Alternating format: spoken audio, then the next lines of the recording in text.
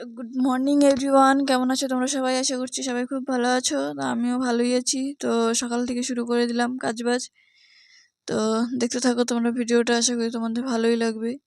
তো কাজবাজ করছি, আর এদিকে আস্তে আমি কাজ করছি কীভাবে বলো তো, একদম আস্তে আস্তে। ভিডিওটা তো স্পিড করে দিয়েছি, তাই দেখাচ্ছে অনেক জোরে জোরে কাজ করছি, দৌড়ে দৌড়ে, কিন্তু না, আমি একদম আস্তে আস্তে কাজ করছি। কারণ কী বলো তো, আমার মেয়ের কান্না খুব পাতলা, একটু আওয়াজ হলেই উঠে যায়।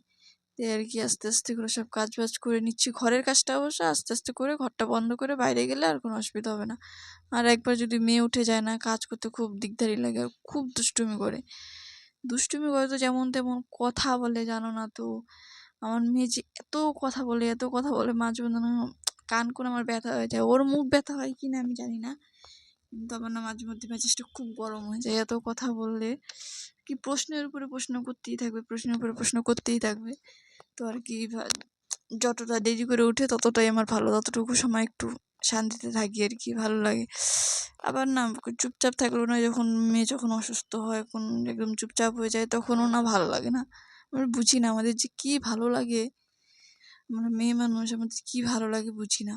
এই যে যেমন মনে করো, এখন আমি এখানে একা একা আছি, এখন আমার ভালো লাগতেছে না। মা তো কাজে চলে যায়, একা একাই থাকি, ভালো লাগে না। আবার যখন শ্বশুরবাড়িতে থাকি সারাদিন আর কি কথাবার্তা, সারাদিন মানুষজন থাকে, তখন আবার ভালো লাগে না। আমি যদি একটু একা থাকতে পারতাম, আমার একা একা একটু ভালো লাগতো।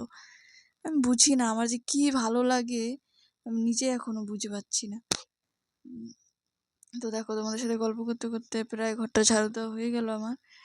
আর আমি না যে ভিডিও করার সময় যে বারবার ক্যামেরার দিকে কেন তাকাই, আমি এটাই বুঝে পাই না। কবে যে অভ্যাসটা আমার যাবে। তো তোমরা কে কে আমার মতো ভিডিও বানাও, আর আমার ভিডিওগুলো তোমাদের কেমন লাগে একটু কমেন্টে জানিও না। তোমরা একটু উৎসাহ দিও না গো, একটু উৎসাহ না দিলে না ভিডিও বানাতে ইচ্ছা করে না। যে মাঝে মধ্যে ভিডিও বানানো বন্ধ করে দিই কেন বলো তো? এই যে কী বলো তো, কেউ যদি একটা লাইক কমেন্ট ভিউজ, সেরকম ভিউজ না দেখি, তাহলে না ভালো লাগে না। আর যদি একটু ভিউজ দেখি বা একটু কেউ কমেন্ট করে, তাহলে একটু উৎসাহ থাকে যে না, আমার ভিডিও তো কেউ দেখে, তাদের জন্য বানাতে হবে। এমনি ভিডিও বানাতে ভালো লাগে, কিন্তু মাঝে মধ্যে না খুব আলসেমি লাগে। তাই আর কি, একটু কমেন্ট করো না তোমরা প্লিজ। আর আমার এর আগে একটা চ্যানেল ছিল, ওটার মধ্যে তো অনেকটাই ভালোই কমেন্ট আসতো, কিন্তু তখন আবার আলসেমি করে ওইটার মধ্যে করা বাদ দিয়ে দিছি। তো ওই অ্যাকাউন্টটা না হারিয়ে গেছে বলতে, ওই কি ইমেল দিয়ে যে অ্যাকাউন্টটা খুলছিলাম ওইটাই মনে করতে পারতেছি না। আমি তো নতুন ফোন কিনছি পরে, তো ওই আর কি ওই অ্যাকাউন্টটা আনতে পারিনি। ওইটা আনলে তো ওইটার মধ্যে ভিডিও বানাতে পারতাম। তো আমার মোবাইলের ক্যামেরাটাও না ভালো না, দেখো কেমন আসছে, আবছা। তো তোমরা একটু ম্যানেজ করে নিও, গরিব শরীফ মানুষ। একটা ভিভো ফোন দিয়ে আর করছি, 12,000 টাকার ফোন, আর কত ভালো ক্যামেরা হবে বলো? তো আর তোমরা যে উঠানে ঘাসগুলো থেকে কিছু মনে করো না, হ্যাঁ? আমাদের বাড়িতে না কেউ থাকে না আর কি, মা একাই থাকে, তো তাই আর কি সকালে কাজে যায়, রাত্রে আসে, ওই ঘাসঘুস হয়ে যায়, তাই কিছু মনে করো না, হ্যাঁ? একটু ম্যানেজ করে নিও। তো আমার উঠানটা প্রায় ঝাড়ু দেওয়া হয়ে গেছে তোমার সাথে গল্প করতে করতে। কী বলো তো, সকালের বাসি গাছ না অনেক থাকে, অনেক। গ্রামের মানুষের না বাসি গাছ অনেক থাকে। আবার শহরে যারা থাকে, যারা ঘরের ভিতরে থাকে, তারা আর কি মনে করো, তাদের ঘরটা ঝাড়ু দিল, ঘরটা বাসন টাসন ধুইলো, ব্যাস হয়ে গেলো। আমাদের যে বাইরে কত কাজ থাকে, তাও তো আমি শ্যামায় জল দেওয়া দেখাইনি, আরও অনেক কাজই দেখাইনি প্রায়।